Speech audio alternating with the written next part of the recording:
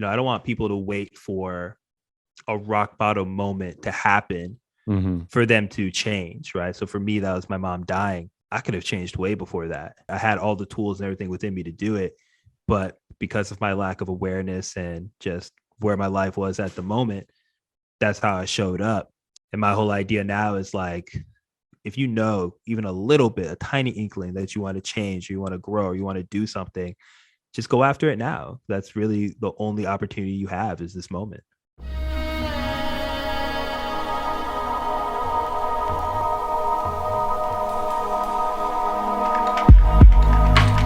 Alvey Thompson is a high-performance coach who helps his clients achieve optimal mental, emotional, and physical health. He recently published his first book entitled You Can Too, which beautifully reflects on all of the life lessons he has learned from his relationship with his mother and her untimely death. I earmarked almost every other page in the book and wrote up a long list of talking points for our recording. From time management to the way we speak to ourselves, there are so many golden nuggets in this episode. I hope you enjoy this conversation with Alvey Thompson Jr.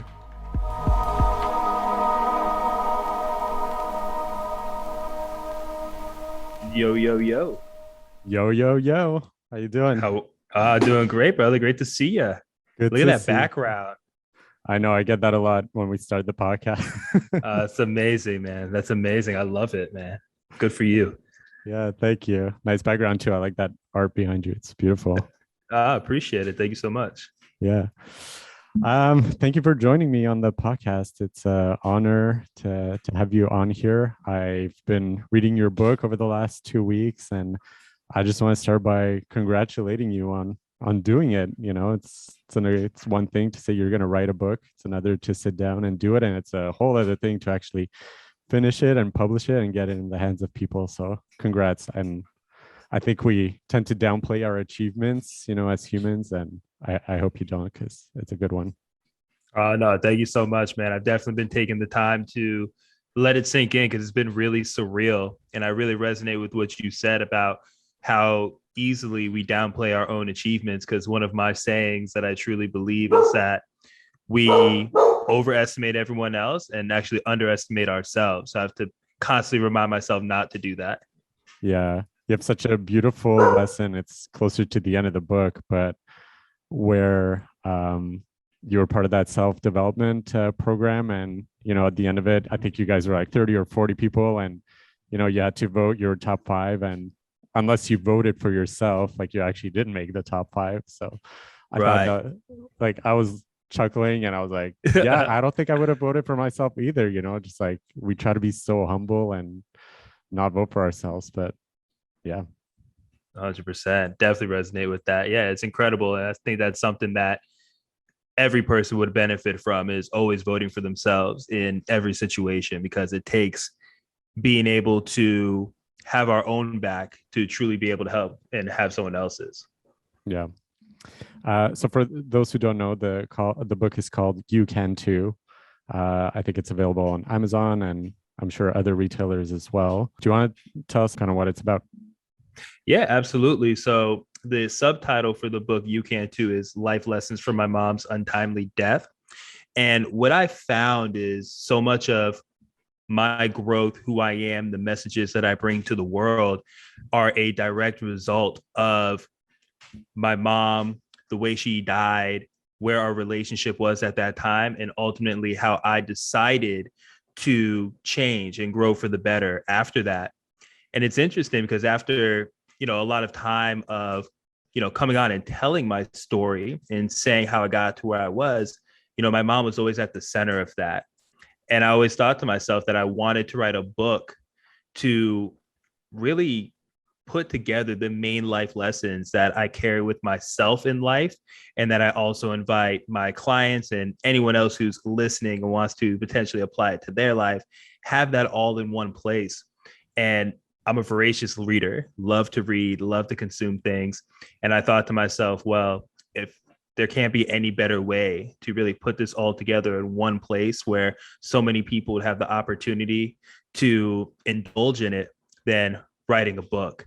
So this is something that actually started the process, like really got into it in August of 2021.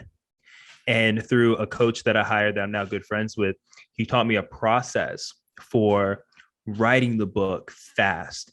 And when I say fast, not in a way that made it rushed, right? There's a distinction there, Mhm. but to have it fully thought out and going through many editing processes to make sure that I got my points across and that I was able to share it in a way that was extremely authentic and raw to who I am and the story that it was.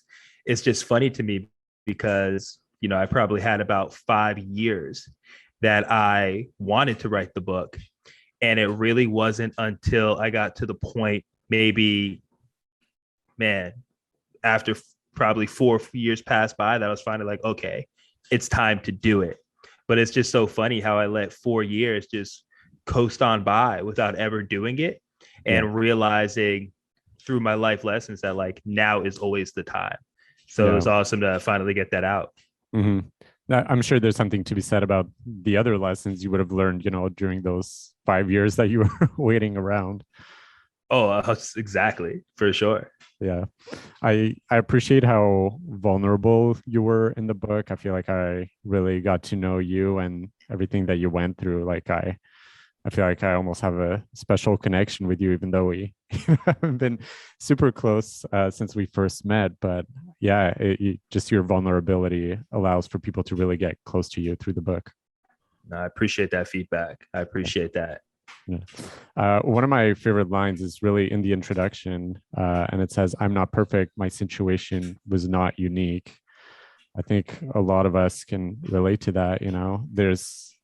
There are a lot of journeys that happen, through trauma and unfortunate situations, but a lot also happens just because that's life, and your ability to extract the lessons from those situations is really a journey of awareness that really resonated with me. I appreciate that. I really do. And it is interesting because I really look at vulnerability now as truly a superpower and something that connects us and allows us to build better awareness within ourselves. And then with that awareness, be able to share what it is that we care to share much more powerfully. And that's such a change from how I used to look at vulnerability because growing up as, just a young, big Black man, I never wanted to be viewed, quote unquote, as weak, right? And that Mhm. this idea of being vulnerable was analogous to waving the white flag. It's like giving up or like it's being able to be broken or hurt. And it's just interesting through my own personal development journey, seeing that I didn't first begin to heal from my mom's death until I truly decided to be open and vulnerable and truly speak into what I was feeling and the emotions that I was going through. The catalyst that allowed me to get to that point was actually right after my mom's death. And I write about this in the book. I had such a strong skill set when it came to personal training, sports performance coaching, nutrition, basically these ways of optimizing physical health.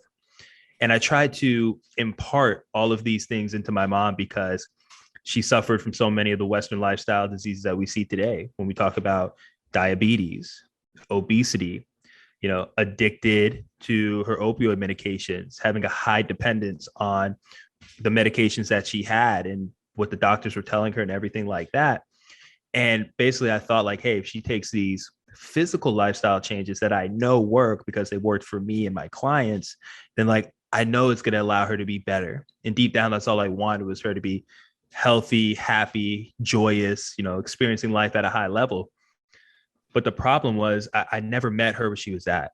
I didn't Mhm. have that skill set to really sit with her and see like, hey, like where you are, how do you perceive it? And from that place, like, what are you willing to do? And then through that permission, be able to help her from there. And since I wasn't able to do that, it really had me sit down and wonder, like, what's the skill set that I could pick up that would actually allow me to do that going forward in my life, as opposed to really just pushing things onto people without any permission. And through a lot of the podcasts and the books that I was reading, I heard so many people referencing life coaching and saying how powerful of a tool coaching had been for people's personal growth. So my idea was like, okay, let me go get this life coaching certification. And I did a year with the Human Potential Institute to get certified. And it's so funny, Daniel, like going into it, I thought like, all right, this is me getting the skill set. Like I'm going to be consuming the skills to go out and make an impact. However, what I didn't realize it actually did is that it gave me the opportunity to be coached and to be around so many like-minded people, just like when we were at Rhythmia, right? There's an energy when people are like-minded. When I got into that coaching program, there were so many people just like me who were looking to better themselves, looking to sharpen their skills, that viewed life as this unbelievable playground that gets to be experienced at such a high level. And this was my first time as probably a 26-year-old then, 26, 27, seeing like, oh, like these are my peers. These are my people. I vibe with these people. And because of that, I felt safe and secure to open up and talk about these things. So every week when we had our coaching calls, we learned something and then we apply it by practicing with each other. So when I was on the side of being coached, that was my first time really ever in my 26, 27 years of life up to that point, truly opening up about what was going on. And as I was doing that, it was unbelievably healing. Like you said, so much trauma that many of us experience throughout our lives. Yet I know a big message that I heard a lot as a man was the need to be stoic, the kind of, and how I interpreted being stoic to me, that was at the time just shoving everything down. I didn't have a real understanding of what stoicism was, right? Mm-hmm. So to be able to make this flip and actually be able to express myself as opposed to holding it in really allowed me to grow and talk about my story, my experiences. And that eventually gave me the courage to start talking about it openly, just through social media, on Facebook, conversations with friends, family members, strangers even. And as I started telling the stories, more and more and more healing happened. And that is essentially the catalyst that put me where I'm at now, where I love to talk about these things and do it in a vulnerable way and empower people to tap into that rawness, that openness, that vulnerability, because to me, it's going to resonate with somebody out there. And if it resonates with at least one person, well, then that's a huge change that we're making in the world. Yeah, that was my goal with, starting the podcast. I'm not trying to be like the next Joe Rogan or, change the world, through this. I just, if a couple people tune in and, luckily it's been more than a couple, but, nice. If it helps a few people along the way, then, it's all I can ask for, and it's helpful for me as well, just by practicing using my voice, which is something that I struggle with my entire life. It's an outlet for me and a beautiful exercise, and I'm learning so much every week from it. So that's amazing. And I appreciate you and I honor you for sharing your voice, because you have a powerful one. Thank you. I still have a hard time believing it most days, but I'm starting to experience it a little bit more. So it's been a nice feeling. Funny thing, I was coming out of a sound meditation earlier this week, a couple days ago, and it was getting dark outside, and a bat flew into my throat, like right here.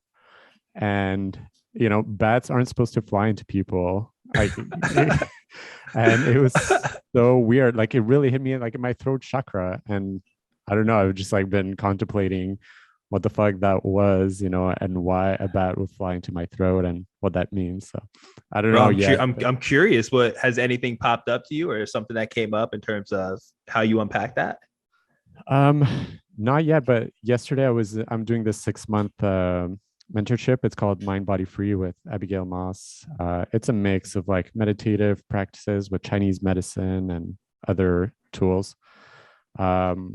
And yesterday we were talking about some of the beliefs that we have that, aren't necessarily true. And for me, it was really about my voice, and she was guiding us through feeling what that feels like in our body. And I went to my throat and I could feel the constriction. And so I, try to unpack more of how that feels physically. And it's funny because I think it hurts a little bit because a bat flew into my throat, but it's also the way that it actually feels when I have trouble expressing myself. It's like a tightness in my esophagus or diaphragm, I just feel like a circle that has a very small hollow opening for things to flow through. And it's Mm. almost like the bat brought this awareness into my physical body about how that feels. So That's that's super what's fascinating. that's what's coming up right now. But yeah, I like it. I appreciate that share. Hopefully, I'll have to keep my lookout out for any bats flying around, seeing if I get hit somewhere. there's a lot of bats here, but ones that fly into humans, I haven't heard that too often. Might be your new spirit animal, the bat. Yeah, exactly. um, I love the concept of the 360 health. You have a whole chapter dedicated on that, but really what stood out to me at the end of that one is being intentional with time. Um, it's something that still struggle with at times, the phone being the main sucker for Mm. where that time goes. The best I can say is that I'm aware of it. So I'm on the way towards, making it less time consuming. But yeah, just paying attention to where and how we spend our time. Yeah, it's huge. It's huge. And it's been a game changer for me and just understanding how time is one of my most precious valuables these days, because it's really the only resource that I've found for myself that I can't necessarily regenerate, right? Like when we talk about presence and only having this moment, there's been times where, similar to you, being on the phone and scrolling around for what was supposed to be just, a minute or two before I like posted something turns into, 30, 45 minutes. And then before I know, I'm just like, oh my God, like that's not what I intended to do. So the way I look at time now, it's really this idea of, who is it that I want to be in the world, and how do I want to show up? And the biggest way that I can truly manage that is through time. And it's funny because even now I used to go with this concept of like time management, but I'm realizing that it's not so much that I can manage time, because there's always going to be the, 24 hours, 7 days a week, 365. But it's more so, how am I managing my energy through time, right? So I understand there's a lot of things that I want to do. Both of us, we're entrepreneurs, we're creative, we have a lot of projects that we're passionate about. We have a lot of learning that we like to do. We have a lot of sharing that we like to do. We have families that we love, like to be outdoors, like just so much. Like, Yeah. so it's basically, how do I ensure that allowing my energy to be maximized throughout all of those specific times that happen throughout my day, week, month, year, you name it.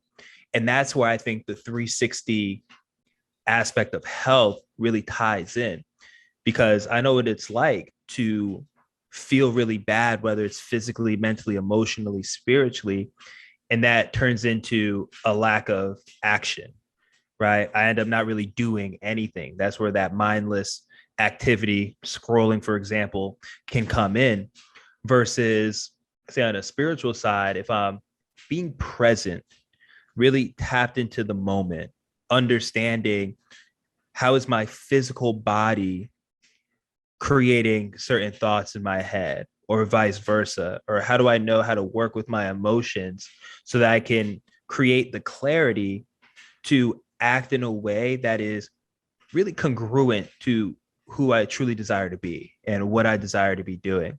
So for me, sometimes going slow is what allows me to go fast right after it. And that's why I think like a stillness practice is so important, where sometimes I'll just sit and I'm not trying to focus on an anchor point in my breath. Like that might not be my intention at the time, but literally just sit with myself and see what comes up.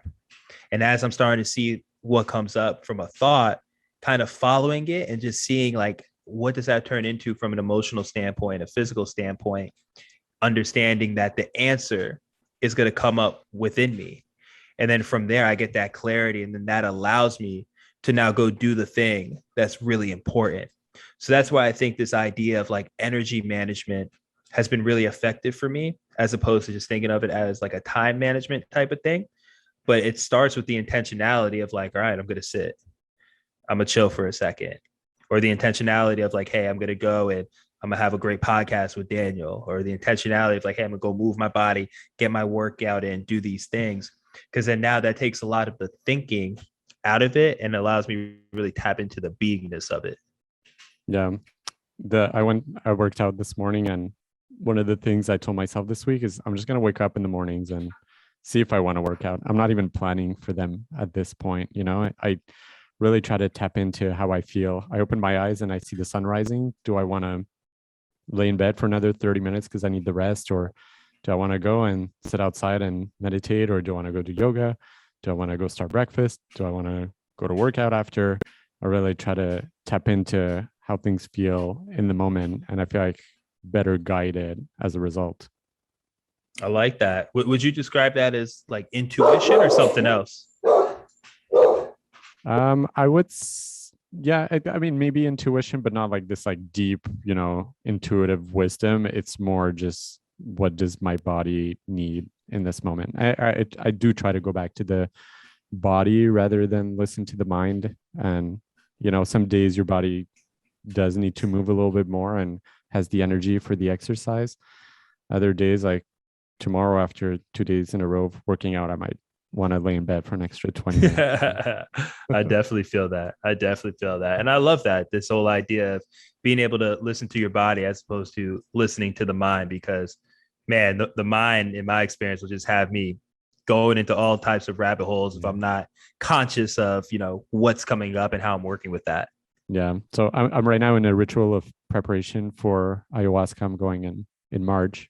Nice. And I'm sitting with Bufo in a couple of weeks as well. So I've started cutting out a lot of things from my usual habits, cannabis being the main one, caffeine, I'm almost off of it, the phone, social media, all that is to come in the coming weeks. But it's just my mind has been louder than ever as a result. I get like no repis.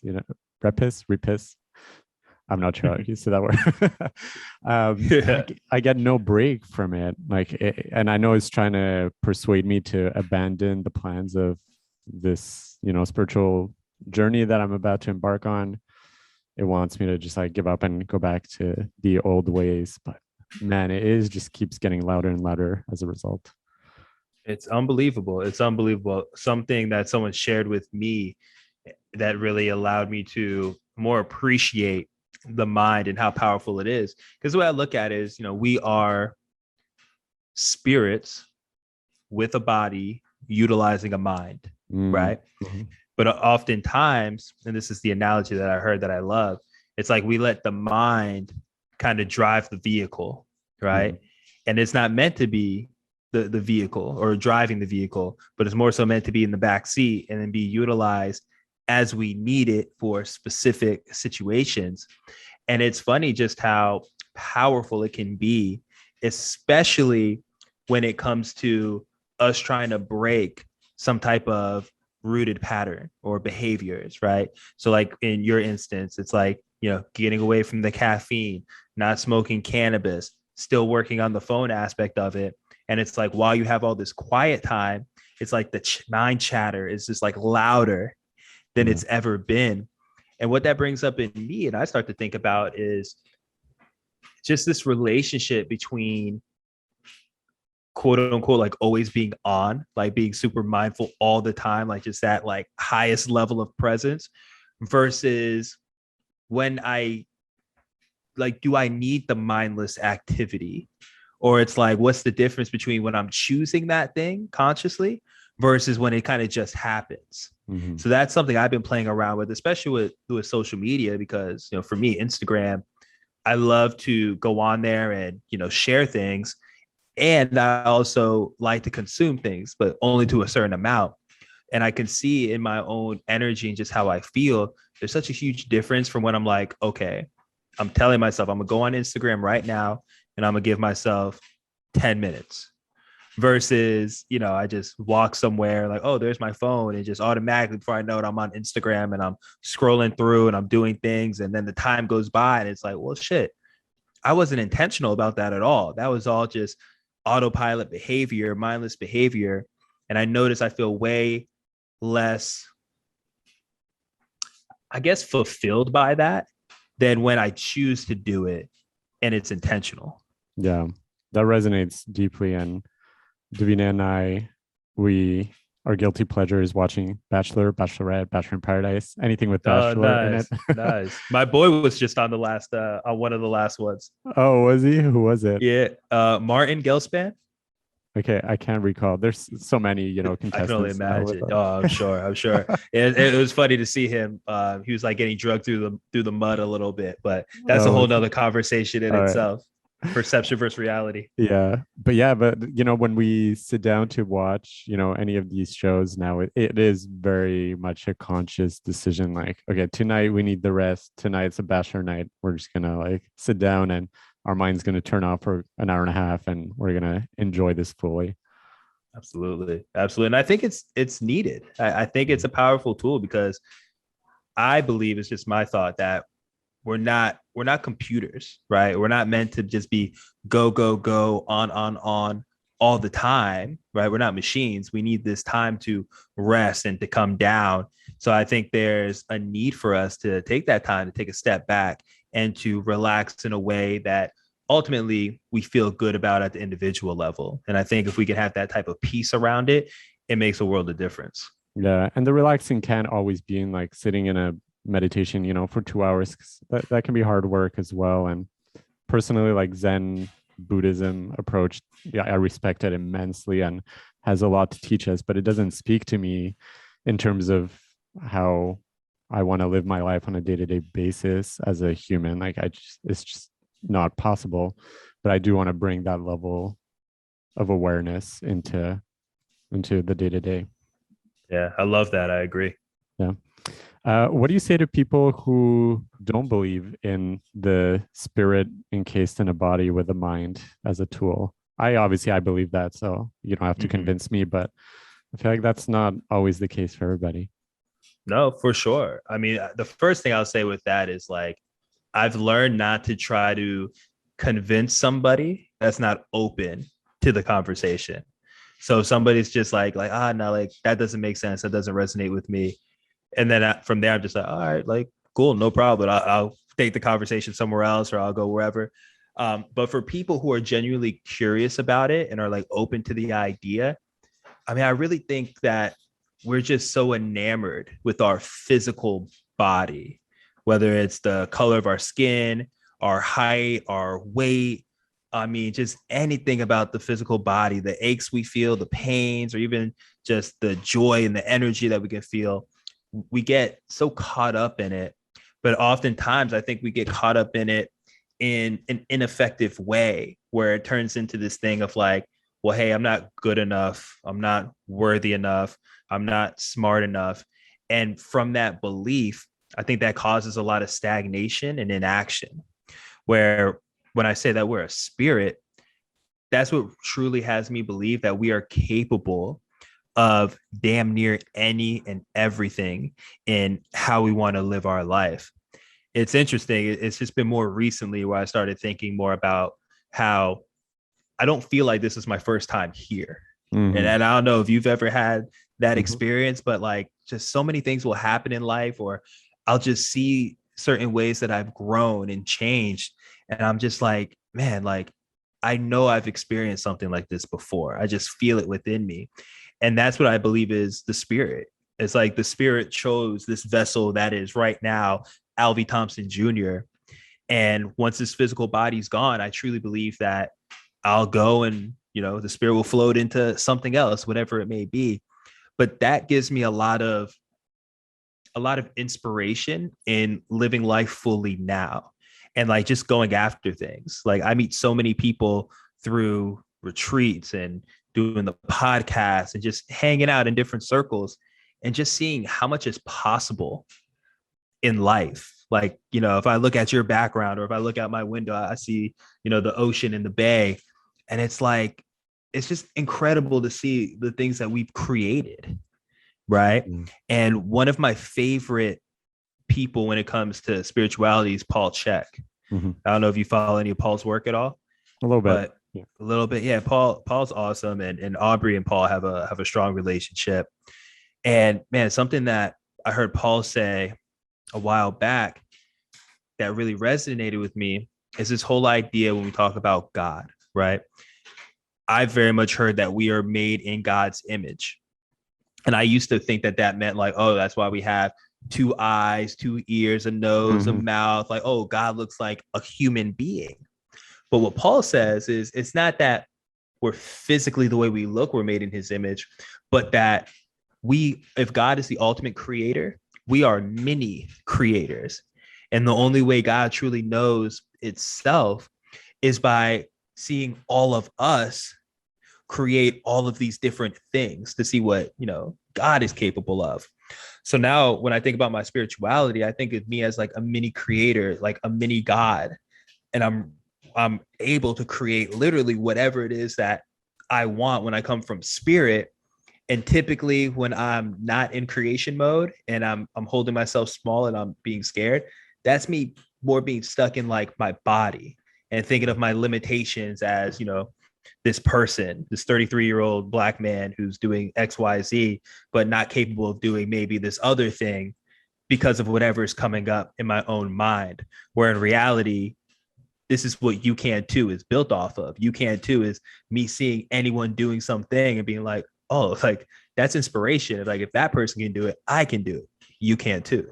If nothing else, it's such a funner way to live life, to believe that there are other lives and to use that as a tool to give you energy to be a creator, like you said, in this life, and for it to be exciting and to appreciate all of the things, that we have on this planet, even if it's not real. Let's say it's not real and we just come, it's a fluke and we're here one time and then it's darkness afterwards, the depressing version of what life is.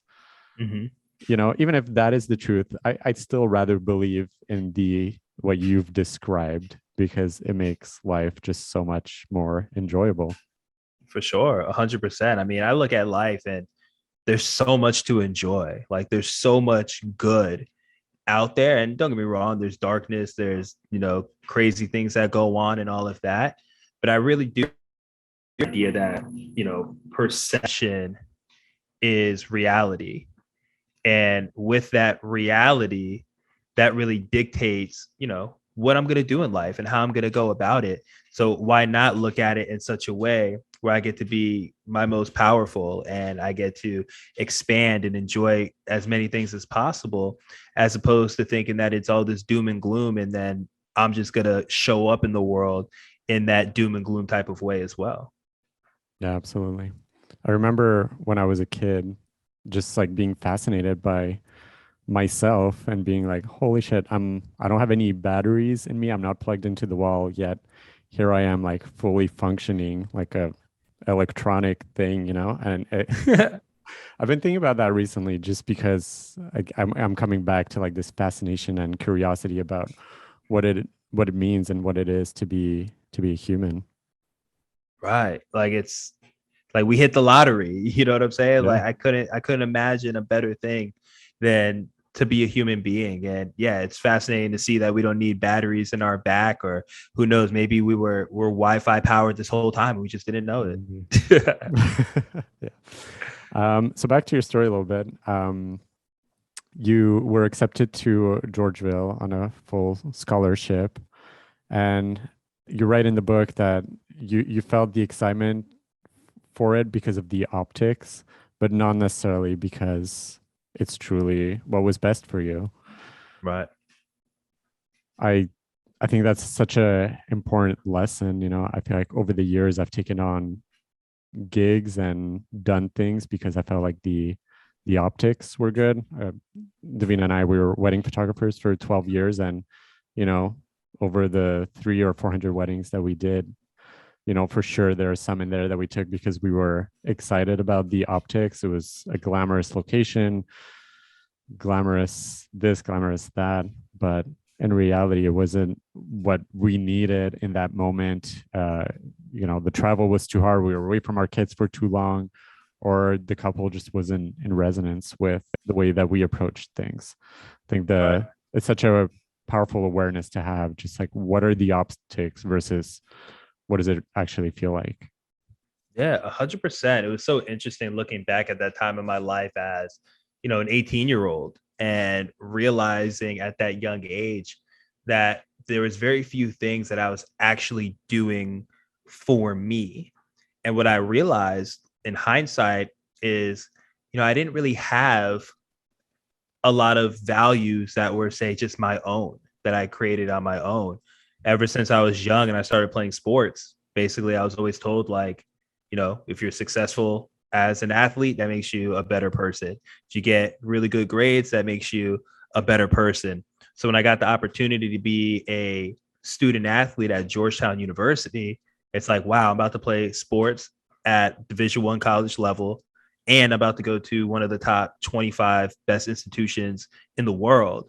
So in my head, it's like, oh, I'm crossing all these boxes, not to mention, my friends are proud of me, my family's proud of me, and my mom was like so proud of me and always took so much pride in like everything that I was accomplishing.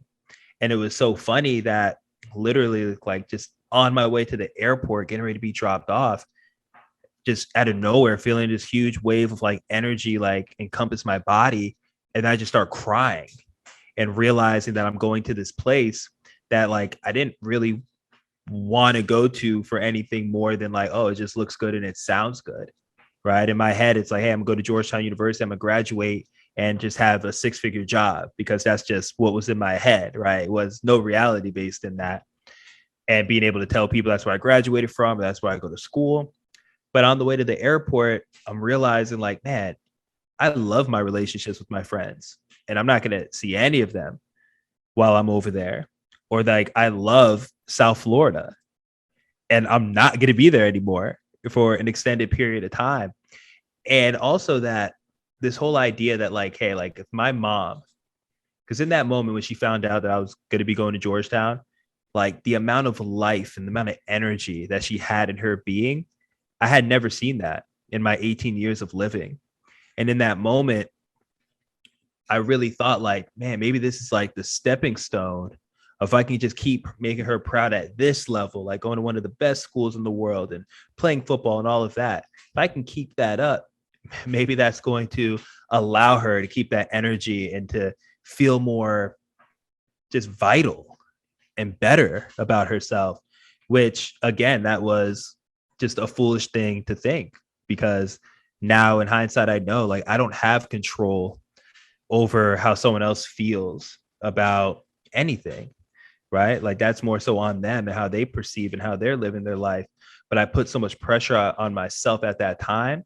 And now I realize like, man, that was like the catalyst for me noticing that, oh, like I feel really good getting external validation and hearing things from other people versus understanding that it's way more important and fulfilling when I'm truly doing things for me and doing it because it aligns with my values. It aligns with the way I want to live my life. It aligns with the type of lifestyle I want to have.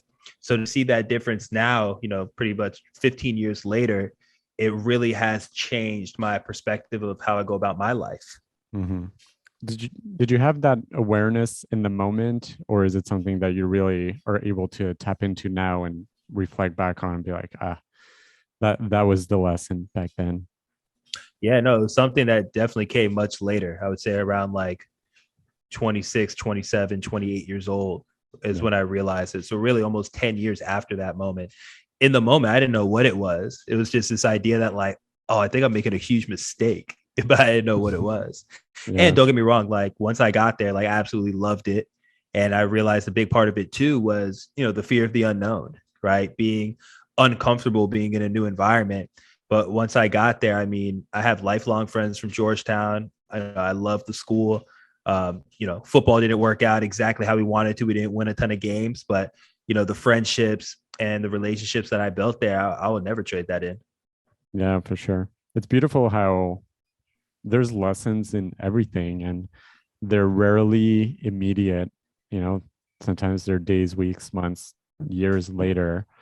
And that too just makes life so much more fun. Like now that I've gone through that pattern a few times, when something bad happens, yes, it can be frustrating and I can get angry, but also trust that there will be a lesson that will come from it eventually.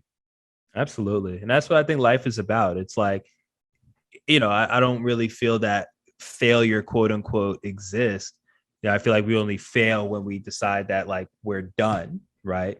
But done from the sense of like giving up as opposed to knowing that this thing isn't right for me anymore. And I'm consciously deciding to move on. But I feel like all we do is we win and we learn. And like you said, this learning process sometimes takes a good amount of time to realize. But at the end of the day, like you said, there's always opportunities to learn from any situation that I might have perceived as quote unquote bad when it first happened. But then in some years, some weeks, some time later, realizing like, oh, okay, like I can see what I learned from that and how I can apply that now. Yeah, and that really ties into, what is our relationship with ourselves? Like, how do we speak to ourselves in our head? Is it positive, negative? Do you doubt yourself? Are you confident? It's such an important place to start, when you want to bring a change. I think it's really just, what is your inner dialogue like? 100%, 100%. And it's such a funny dynamic. And I forgot where I heard this from, who originally said it, but I've taken it with me in life now. And it's this idea that I would never let someone else talk to me Mm, the way I talk to myself. Right. Like yeah. I would literally want to fight that person if they said some of the things to me that I'd say about myself. So it's just fascinating to realize that there is this inner critic inside of me that is trying to literally just critique every little thing that I do.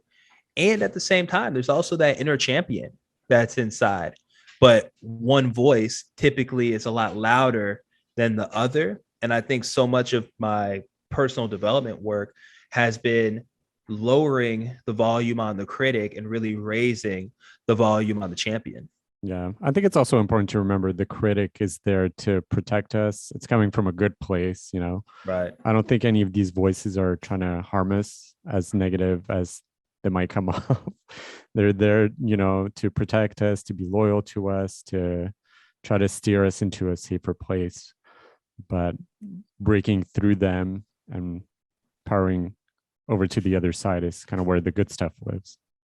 For sure. And I think that's a powerful point that you make there, right? It's definitely there to keep us safe, right? And Yeah. I think there's a huge difference and a distinction where it's like when we know that that's what it's there to do and Yeah. we can have that relationship with it versus when that awareness is not there and it's just this constant like beating ourselves up. Yeah. Um, yeah. I think when it comes to like safety, it's important to make that choice consciously. And I love the use of the sacred no. It's like, if I'm going to say no to something, it's because I've consciously made that decision that it's a no. Allows us to set just better boundaries with friends, with families, with our life in general, with the way we interact with different things. 100%. I love that. I love that. And a quote that always resonated with me is this idea of, if it's not a fuck yes, then it's a no. And But letting that come from a place of power, where just like you said, that no is sacred. And it really does set up those boundaries to where we know if something is truly for us or not. yeah, even with our kids, they ask us dozens of questions every day, and most of them are requests for things. And I'm just trying to pay more attention to where I say no and where I say yes, and to make sure that the no is a sacred no, and that it's not something that they hear most of the time. I want them to hear the yes more often.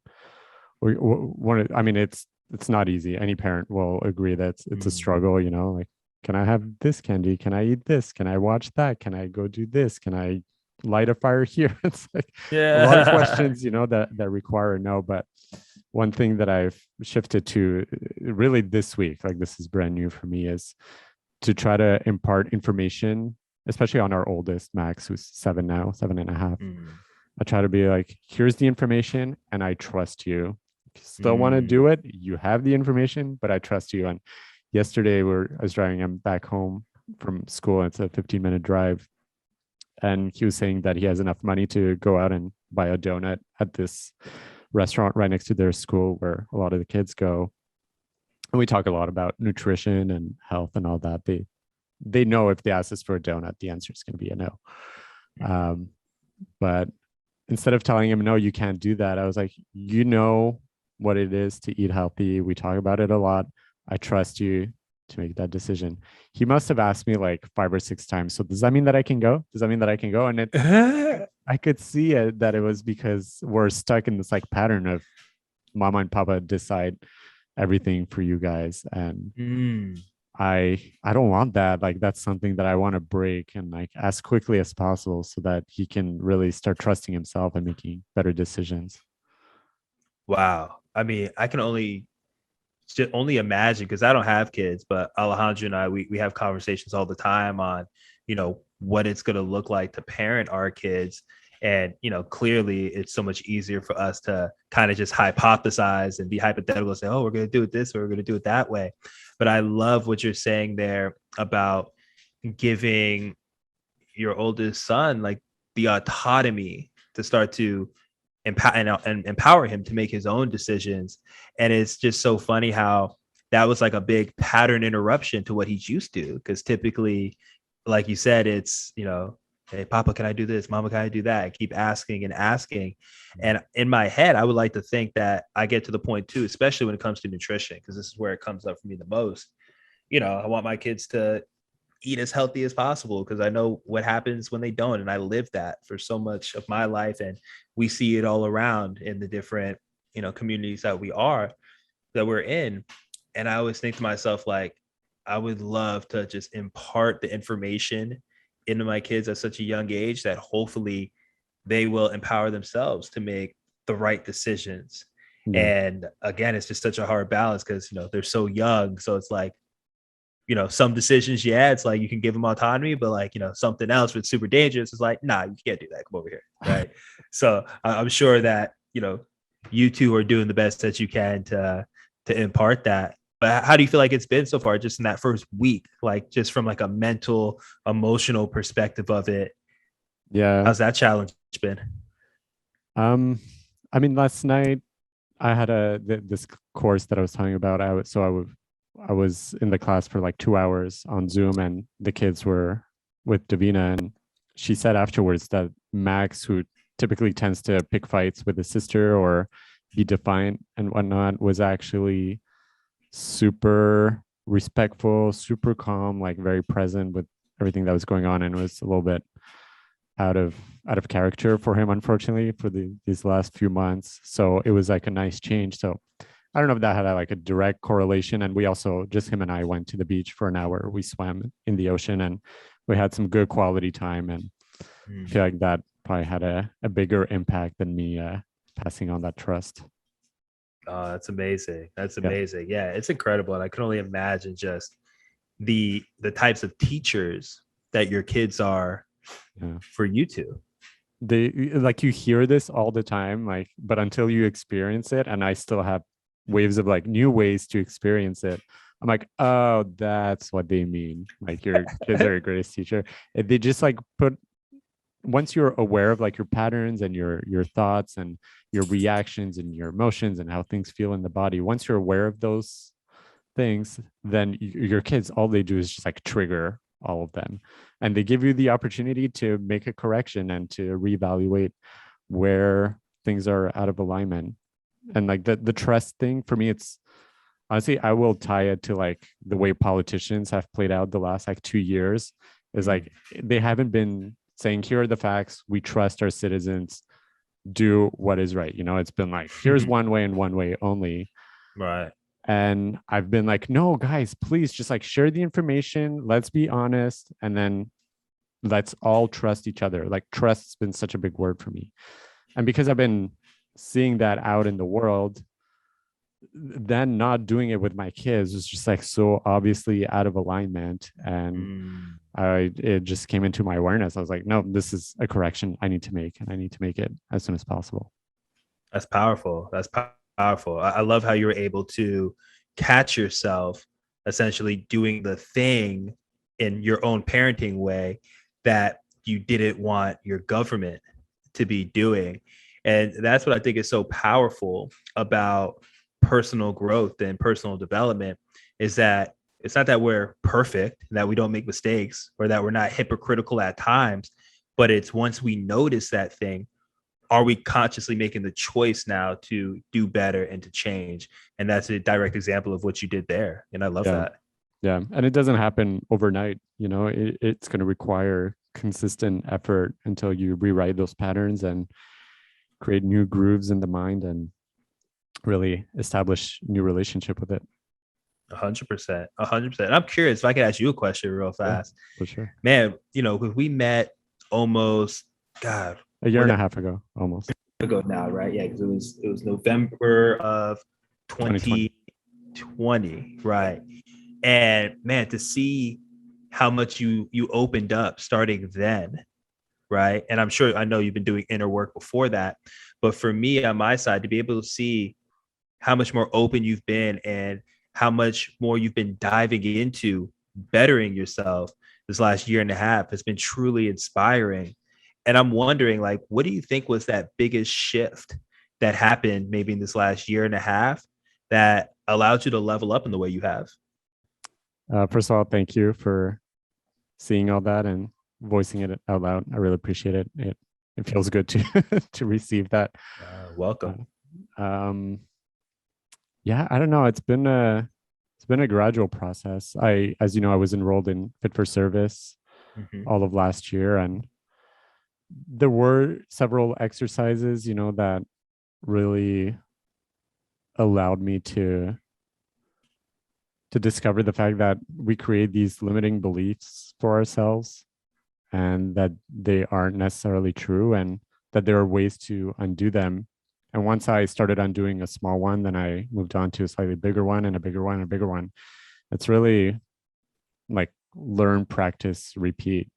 It that has been really my pattern that has allowed me to keep growing. And like you said, we're not perfect because we're on this path of self-development. There's always more and more layers to uncover. Mm, I love that. I love that. And what comes up for me is how powerful it is when we decide to do these things with others. I Mm-hmm. think the Yeah. community aspect is something that is Yep. is so strong. And in my perspective, so many people are alone right now because of, I mean, honestly, even before COVID and all the isolations and this, that, the other, so many people were alone in the things that they were doing, that I think that stunted so many people's potential for growth. And for you to do something like Fit for Service and to be around all of these, not just the amazing teachers, but again, all the other people there who were looking to better themselves and to show up in that vulnerable of a space, but also that powerful of a space because of just some of the exercises that I've seen. It just seems like an unbelievable program. That's what makes it special, like being able to do it with each other. And that's one of my biggest things that I've been on, I want to say, since 2021, is this idea of collaboration. And, right now I collaborate with my clients when we're working one-on-one, but now diving into bigger communities and bigger entities and coming together so we can all take our genius, put it together, and create an impact that's exponentially more powerful than it would be if we just try to do it by ourselves. Yeah, absolutely. The community is also something that's been a huge part. And yes, the Fit for Service community was one of them. And even going back to where we met at Rhythmia, like I remember I had a very profound experience and Davina did as well, but seeing it on the other 50, 60 people who were there, that was the real magic. Just like seeing everyone else go through it was incredible. And now we live in a small town of like 3,000 people and we're around the same people all the time, and that has a lot of power as well. If we're stuck with something or we need help or we just want to hang out with no plans, like all of those things are so easy and they're enabled by being in a community. Beautiful. I love that.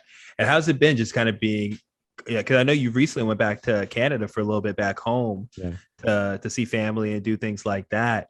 I'm just curious, like, what was that like kind of having the time in Costa Rica, Yeah. experiencing that, feeling those changes, going back home, spending time there, and then coming back to Costa Rica again and just seeing that. Yeah, it was so interesting. It was the first time in, 36 years that I traveled to Canada to be on holidays. Normally it's the other way around. Like people go down south for the holidays and then they go back, but to do it for a shorter period of time and to be back, quote unquote, home, and for that to be the holidays was very interesting.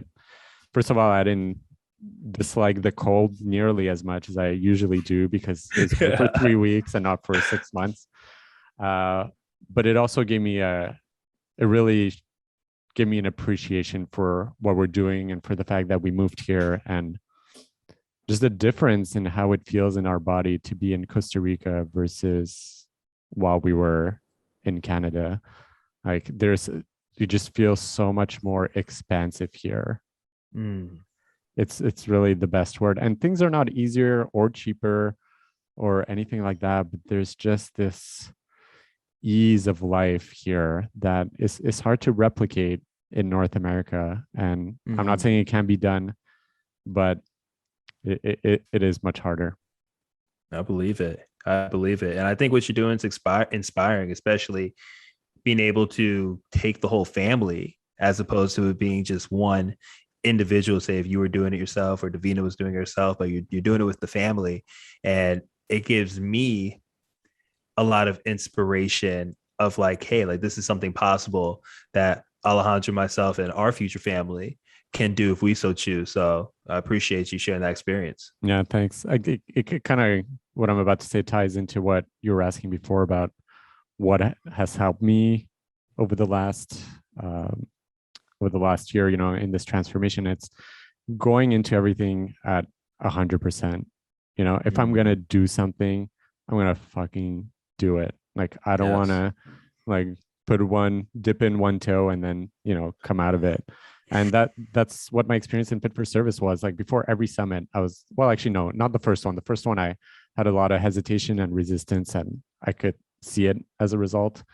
But the other two and the rest of the program, I was like, you know what? I'm here. I'm going to do this. I'm going to do it 100%, even if it's uncomfortable, even if I feel I'm going to embarrass myself and I'm not going to know what to say. If I'm going to say, I'm going to express everything I have to express. If I'm going to dance, I'm going to dance the way I want to dance. Like I'm just going to do everything 100%. And moving here to Costa Rica is also like, hey, if we're thinking about doing this, let's just fucking do this. Like, do it all the way. I love that. That's just that, to me, that's like that determinism. You know what I'm saying? Knowing that you're going to go 100% into that thing. And that's something that I feel like I get to tap into even more. Right. It's even right now, as I'm thinking about it, as I'm saying it, it's almost like I feel like I'm almost being hard on myself in a sense, but it's like I know the difference between when I go into something 100% versus when I give it a 75% effort or an 80% effort, and just knowing that there's this little feeling within me that's like, nah, like more, or like, nah, keep it real with yourself, or like, nah, like keep going. So I definitely appreciate that, and that's something that I can embody a lot stronger. And it applies to a big thing like moving to Costa Rica, but it also applies to cooking, like something that I do 3-4 times a day. If I'm like half invested in the effort that I'm putting into the dish that I'm making, like it's not going to be as good. But if I'm like fully present with the ingredients and the cooking and the process, it's going to come out better. Amen. I love that. Yeah, I feel like what we're talking about is really just like being super self-aware of everything, and to me that's really what healing is just breaking out of like the autopilot mode that we typically find ourselves in, and embracing having the ability to sit in the seat of the observer and to just be aware of things. That's where all of the healing magic happens. 100%. So it's the whole idea of, with awareness comes choice. And when we break that autopilot behavior and we bring this awareness to the table as that is observer, like you spoke on, it allows us to take a step back and start to really decide consciously, like, okay, what is it that I want to do going forward? What decisions do I want to make? How do I want to change something that maybe I don't view as optimal? But when we're caught up in the autopilot behavior, there's literally no room to make a different choice and to go about it a different way. So I love the concept and the practice of awareness and understanding that, man, no matter how much I work on it, there's still more to work on. And that's part of the beauty of it to me. Yeah. In the book, you talk about your relationship with feedback, and receiving the feedback is one thing and how you react to it. But then taking a further step back and analyzing your relationship with the feedback, like how does it feel in your body? What do you do with it in the long term? Like all of that is just like a whole other level of awareness. Absolutely, 100%.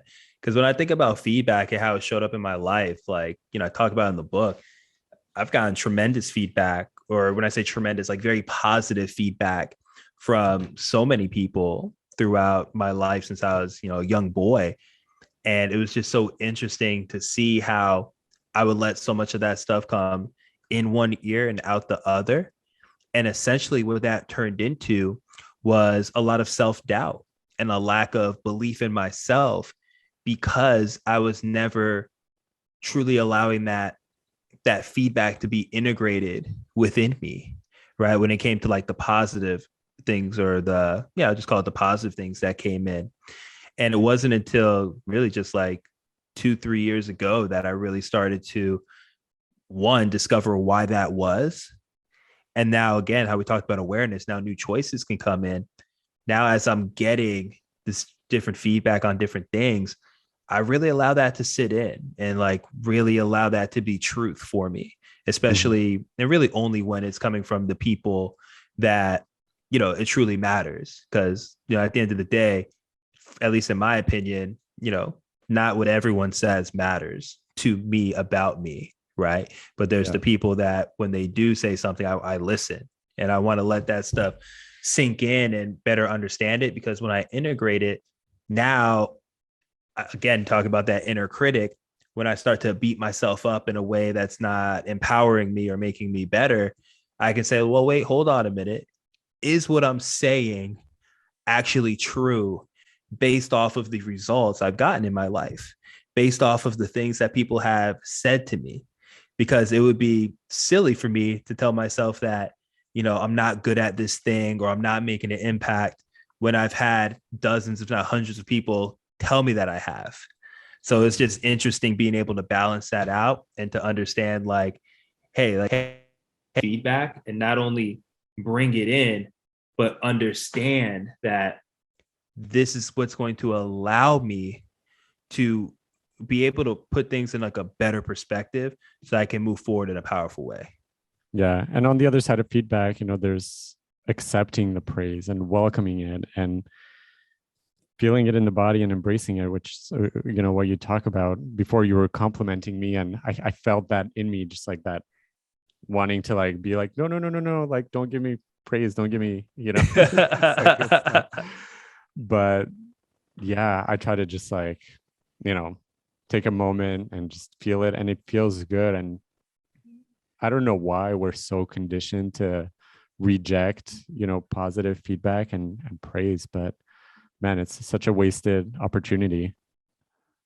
Yeah, I agree. Super wasted. And, it's something that it's so easy to go in one ear and out the other. And, for anyone listening, I invite you for next time that you do get some feedback like that feels good to you, like let that thing sink in, take a moment to be present with it. And for me, what that's turned into is it's like a true embodiment. And I realized like, oh, all the things that I've been doing up to this point, all the work that I've been doing up to this point, like it is showing up in Mhm. how I show up with the world.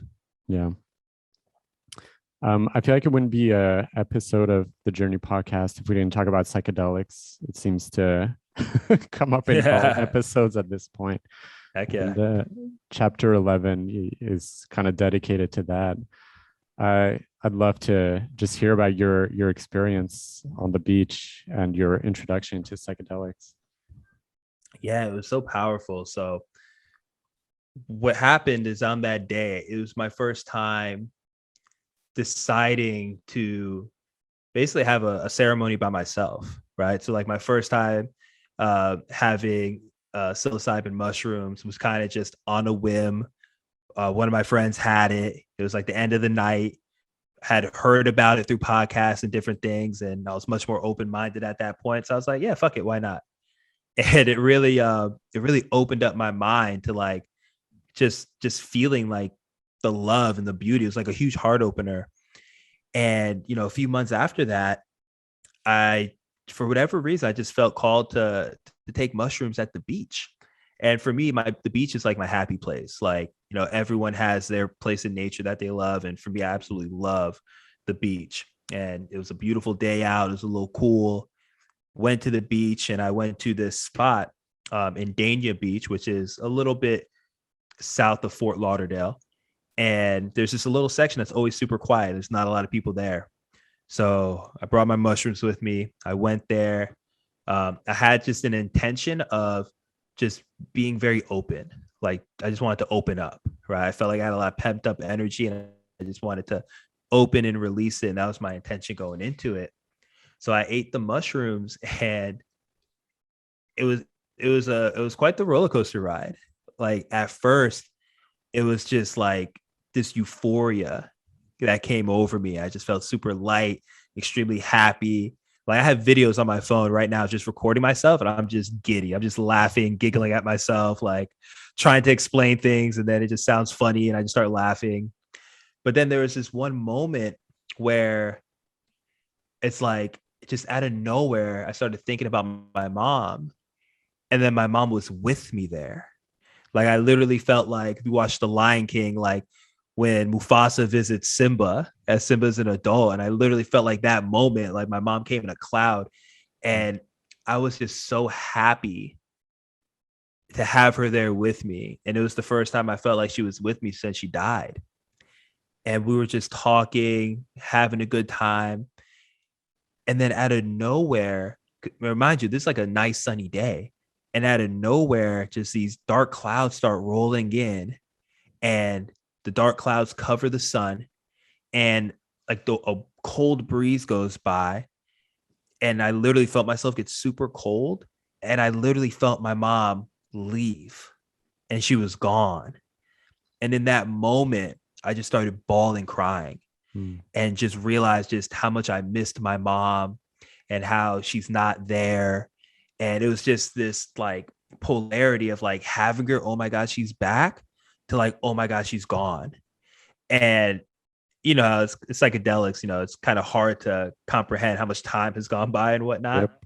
But literally just maybe, gosh, 5-10 minutes later, after feeling that, it's like the sun came back out. I didn't feel like my mom came back per se, but like I just had this whole appreciation and this epiphany of like, oh, my mom's always with me. She's always here. And it's just a matter of me wanting to tap back into that. And it's been incredible that ever since then, anytime I do have a psychedelic journey, I always have a profound experience with my mom being there. And sometimes it's filled with a lot of joy, laughter, smiles. And then there's times where even when we're at Rhythmia, one of the nights, I believe it was the second night after ceremony, being back in my room, in my bed, and then just, it was really right. I thought about the story that Jerry told us about, was his dad or his grandfather, where it was like the retching inside of the hospital, like that word. And I just thought about that.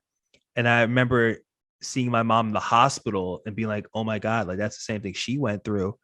And then I just got super sad, and I couldn't even be around my fiance. I had to like go out the room and just like sit outside. And I was crying for like, man, for like 2 hours, just sitting outside and just releasing all that and letting that energy move through me, and just understanding like it was another opportunity to heal that much deeper. And I ended up actually calling my brother at like whatever time it was, like 4 in the morning, 3 in the morning.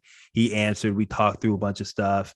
And it was just incredible for me to see how much of an impact plant medicine has had on my healing. And it hasn't always been, smiles and laughs and pure joy. But even on the other side of, the pain, the discomfort, the healing that goes on in that way, even that has its form of joy and benefit to it. So it's just been incredible to see this healing process go on. And then to write the book was a healing process in its own too. Like I Mm-hmm. didn't use any psychedelics as I wrote the book, but like to go back and to write it and then to edit it and to get to certain parts, and it just brings me back to those moments. And man, there's many times where I just got really sad and started crying and just started thinking about our dynamic again. And Yeah. man, it was just incredible. But after, it always feels so liberating and so light and so freeing. Mm-hmm. So I feel like psychedelics was such a huge catalyst in me really opening up to myself and understanding my story and being able to, one, understand the interconnectedness that I always have with those who are alive and those who have deceased, especially my mom. Yeah. Thank you for sharing all that. That's beautiful. I had goosebumps through many parts that you went through. I lost my dad also 5.5 years ago now, and he Mm. was also a big part of my time at Rhythmia. He even came to me in a dream before, like a couple of weeks before we went. He was driving a car because he would always drive us to school. So I often saw like the back of his head, from the back seat. Mm. And in my Mm-hmm. dream, he's driving me to Rhythmia. And I didn't know exactly what the place would look like, but there was a big tree in the entrance, and there were birds flying around, and it was like a very descriptive kind of image. And it turned out to be very accurate with how I perceived things when I arrived there. So that was a beautiful connection. So he Mm. came to me in a dream, and then on the last night, he was with me basically the whole time. We went down memory lane, revisiting all of the fun times that I stopped remembering that we had together Mm. as I was growing up. And yeah, it's such a gift that psychedelics are able to give us, to see things from a different perspective and to heal certain parts or to release stored emotion. Like I'm a big advocate for psychedelics. Absolutely. Same here. Same here. And bro, it definitely resonated too, how you just talked about how it brought you back to all these great memories of your dad that you had forgotten about. And my very first ayahuasca ceremony was the same thing for me, when essentially like I was on my mat in my covers, like on my pillow, but I felt like I was back in my mom's womb. Mhm. And then right from that place of being in the womb, all of these memories of all the amazing times we had together, all of the amazing things that she did for me in my life that I had forgotten about, came back into the forefront. And that really changed really my perspective on our relationship. Because when she first died, it was like all I could remember were like the bad things, or like the way we argued those last four years of her life, as opposed to all of the amazing times we've had, like all throughout my life, right? For over Mhm. 20 years. So I definitely resonate with you on that one. Yeah, it's too bad. I feel like psychedelics almost have like not a bad rap, but I mean they do because they're illegal in so many parts of the world. But like Right. even if you take the legalization part out of it, like they're promoted and sold as like this like scary thing, and I feel like they're actually so much more positive, and I wouldn't say pleasant. Yes, there are unpleasant parts that can come with it, but in the right set and setting, it's such a beautiful and powerful tool. And I wish there was more, or I hope that there will be more and more conversation about it. I know that when we were planning for our trip to Rhythmia, like all the YouTube videos were scaring us, based on like Mhm. how intense and how crazy things get and how you lose control and blah, blah, blah, blah, blah, like it didn't necessarily put us in the best state of mind. And I hope that there can be a gentler conversation around psychedelics. Absolutely. Absolutely. And I think you hit the nail on the head where you talk about set and setting and how important that is, and going into a ceremony. And yeah, it's just interesting. Like the first time I heard about psychedelics, I always thought of it as like a party drug. You know what I'm saying? Yeah. Like I'd have friends in even high school, but definitely college who, drinking a bunch of alcohol, partying, pop some mushrooms, and then have like a terrible night. And then now it's the mushrooms' fault, right? As opposed to being, all the other stuff that was going on, the alcohol, the intentions, all that stuff. But yeah, man, I think it's one of these things where at least I make up like many things, fear sells, right? So like when something has a lot of fear around it, people want to click on those things, people want to watch those videos, all of that. Kind of going back to that point we were talking on earlier of like, keeping us safe and all of that. But in reality, there's so much more good that can come from it when it is with the right mindset going in, when it is with the right environment that you're in, and ultimately being able to surrender, not in like a white flag, I'm giving up type of way, but surrender, understanding that like, hey, I'm safe and that this experience is here to serve me. It is a completely different experience versus if a person's trying to go in there and then they're faced with something that they don't want to see and they're trying to make that thing go away. And it's like, well, no, you can't make that go away. That thing is there to teach you something. But by trying to make it go away, that's the quote unquote bad trip, in my opinion. Yeah, absolutely. And that's where the mindset comes in. If you go into it thinking that there are things you don't want to face and you're afraid of what you're going to encounter, but if you go into it being open to anything that comes and receiving it with love and gratitude and being ready to look at it and experience it, then there is no bad trip to be had. 100%. I love that. Yeah. One of my other favorite things that you talk about losing your mom, you just mentioned very briefly, but is that it gave you a greater sense of gratitude for your dad. And I experienced that as well when my dad passed away. My dad had a brain aneurysm, so it was very sudden. He had a Facebook post that morning, and then an hour and a half later, he was dead. Jeez. Yeah, it was rough, but we went to the hospital, hoping that maybe there was a miracle and that he would live through it. But after a couple hours there, I just remember my sister was still there, my uncle was there. I was like, I need to go see my mom. Like, I don't know where that's like, I know she's not the one who's dying right now, but I just need to go see her. And I drove to her place and, we hugged and cried. And I don't know, it was like very intuitive, like the fact that I needed to see her and be with her. And our relationship just has gotten so much better over the years. And it's not all because her ex-husband passed away. There's a lot of other things at play, but it definitely, in that moment, I remember feeling that gratitude for her. Yeah, for sure. Yeah, it was so interesting when I got basically that final call saying that my mom wasn't going to make it, and immediately the first person I thought to call was my dad. And we didn't have the type of relationship where we would talk all the time. We both kind of have this personality where it's very easy for us to be quiet and not to reach out to a lot of people, but he's very much into, kind of just being in his zone, having his space, kind of likes being antisocial in a sense. But once he passed away and I heard that, I just felt like this need, kind of like you said, this intuition that I had to call him. And man, I was just a mess crying, telling him about, the finality of this. And that was actually the first time I ever heard my dad cry, really the only time in my entire life. And it really showed me in that moment, just like how loving and compassionate he is and how much he always has cared for myself and for my mom. But before that, I never really realized it. I never really acknowledged it. And from that point going forward, it just allowed me to have so much more love for him as opposed to, I never had hate for him, but it was more so just this neutral, like kind of just blah whateverness about it.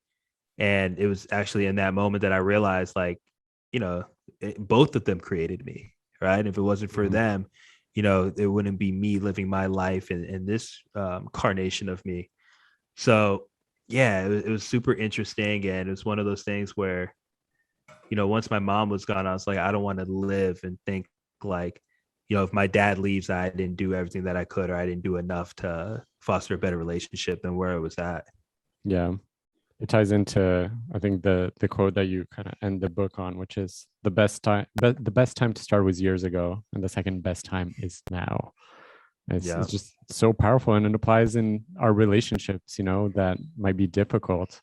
The best time to start healing those was probably years ago, but if it wasn't, then start now. And absolutely. the death of our parents was kind of a catalyst for both of us. Absolutely. Absolutely. And that's the whole thing too with, this idea of life is now. Part of the reason why I wrote the book is, I don't want people to wait for a rock bottom moment to happen for them to change. Right. So for me, that was my mom dying. And it's like, I could have changed way before that. Right. I had all the tools and everything within me to do it. But because of my lack of awareness and just where my life was at the moment, that's how I showed up. And I think a lot of people, or at least there are people out there who don't create a change until, they get a cancer diagnosis, or until a loved one dies, or just until some crazy catastrophic event happens. And my whole idea now is like, if even a little bit, a tiny inkling that you want to change, or you want to grow, or you want to do something, just go after it now. That's really the only opportunity you have, is this moment. Yeah. The hardest part is always like the beginning, is that, we often talk about the analogy of the rocket taking off, like the amount of fuel needed to just lift a few inches off the ground. But once you can get through that, then things slowly start getting easier. Absolutely. Love that analogy. Yeah. There's one question that I like to ask all of my guests, because it was asked of me while I was being coached in 2020. And it is, what is spirituality for you? That's amazing. Spirituality for me is understanding that I am interdependent with everything that's around me and within me. And it's understanding that it's this connectedness that makes life worth so while. And the only way that I truly can make a difference in the world is by making a difference on myself first. Because if I heal myself, then in reality, or in my reality, the world begins to heal. So just the interconnectedness, the interdependence, and understanding that I and we and all of us are much more than just, the physical body that we see and interact with. Beautiful. Love it. I appreciate you, brother.